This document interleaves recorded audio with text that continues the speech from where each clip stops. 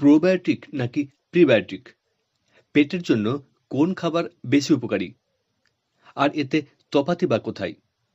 জানতে অবশ্যই ভিডিওটি দেখুন সম্পূর্ণ, স্কিপ না করে শেষ পর্যন্ত। আর সাথে রয়েছে আগের মতো ছোট্ট একটি রিকোয়েস্ট, চ্যানেলের সঙ্গে থাকার জন্য অবশ্যই চ্যানেলটি সাবস্ক্রাইব অথবা ফলো করে রাখুন। প্রোবায়োটিক, প্রিবায়োটিক, নাম তো শোনাই হোগা। সমাজ মাধ্যমে পুষ্টিবিদদের সাক্ষাৎকারে, স্বাস্থ্যের পরামর্শ দেওয়া অজস্র প্রতিবেদনে এই শব্দের প্রয়োগ দেখে থাকবেন। কিছু খাবারের উপকারিতা বোঝাতে এই শব্দ দুটির প্রয়োগ করা হয়। প্রোবায়োটিক এবং প্রিবায়োটিক উভয় ধরনের খাবারকে উপকারী হিসেবে বর্ণনা করা হয়। দুই খাবারের নামও খানিকটা একই ধরনের, কিন্তু কাজে এবং গুণেও কি দুই খাবার একই রকমের? কোনটি বেশি ভালো? শরীরের জন্য কোনটি বেশি দরকার? কোনটি খেলে কিছু বেশি উপকার পাওয়া যাবে? ভারতীয় ক্রিকেট তারকা বিরাট কোহলির পুষ্টিবিদ রায়ান ফার্নান্ডো জানিয়েছেন, প্রোবায়োটিক আর প্রিবায়োটিকের মধ্যে এভাবে গুণ বিচার করে কোনো একটিকে বেছে নেওয়া সম্ভব নয়। কারণ প্রোবায়োটিক এবং প্রিবায়োটিক দুটি পেটের স্বাস্থ্যের জন্য অত্যন্ত জরুরি। পার্থক্য এটাই যে এদের কাজ করার ধরনটি আলাদা। প্রোবায়োটিক প্রোবায়োটিক হলো এমন খাবার যাতে উপকারী ব্যাকটেরিয়া জীবন্ত অবস্থায় থাকে। এই ধরনের খাবার খেলে তা সরাসরি পেটে উপকারী ব্যাকটেরিয়ার সংখ্যা বৃদ্ধি করে।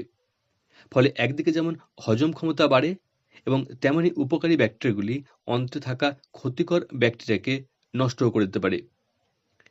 প্রিবায়োটিক প্রিবায়োটিক হলো অন্ত্রে থাকা ওই সমস্ত উপকারী ব্যাকটেরিয়ার খাবার। এটি থাকে এক ধরনের হজম অযোগ্য ডায়েটরি ফাইবারে। শরীর এই খাবার হজম করতে পারে না বলে তা সরাসরি ক্ষুদ্রান্ত দিয়ে বৃহদন্তে পাঠিয়ে দেয়। সেখানে থাকা ব্যাকটেরিয়া ওই ফাইবারকে গেঁজিয়ে তা থেকে পুষ্টি গ্রহণ করে এবং বংশবৃদ্ধি করে। তাহলে এখানে প্রশ্ন হলো যে কোনটি বেশি জরুরি? পুষ্টিবিদ রায়ান জানিয়েছেন, শরীর সুস্থ রাখতে দুটিরই সমান প্রয়োজন রয়েছে। তার কথায়, যদি শুধু প্রোবায়োটিক খান, অর্থাৎ উপকারী ব্যাকটেরিয়া সমৃদ্ধ খাবার খান এবং তাদের ভালো রাখার জন্য প্রয়োজনীয় পুষ্টির যোগান না দেন, তবে ভালো ব্যাকটেরিয়া বাঁচবে না। আবার যদি শুধু প্রিবায়োটিক খেলেও কাজ হবে না, যদি অন্ত্রে পর্যাপ্ত পরিমাণে ভালো ব্যাকটেরিয়া না থাকে। তাই খাদ্য তালিকায় প্রোবায়োটিক এবং প্রিবায়োটিক দুটি রাখা জরুরি। বিজ্ঞানের ভাষায় এভাবে পরিকল্পনা করে প্রিবায়োটিক এবং প্রোবায়োটিককে মিশিয়ে তৈরি খাবারকে বলা হয় সিনবায়োটিক।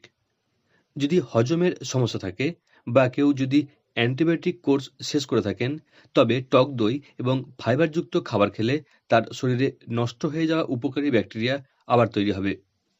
তাহলে এরপর চলুন জেনে নেওয়া যাক যে কোন খাবারে কোনটি পাবেন, অর্থাৎ প্রোবায়োটিক এবং প্রিবায়োটিক কোন কোন খাবারে মেলে।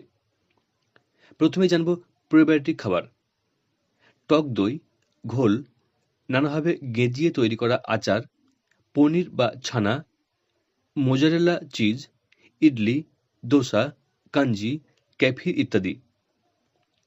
প্রিবায়োটিক যুক্ত খাবার: রসুন, পেঁয়াজ, সামান্য কাঁচা ভাব থাকা কলা, ওটস, খোসা সমেত আপেল, ডাল, মটরশুঁটি, বিভিন্ন রকমের ছোলা, মটর, বিনস এবং শাকসবজি।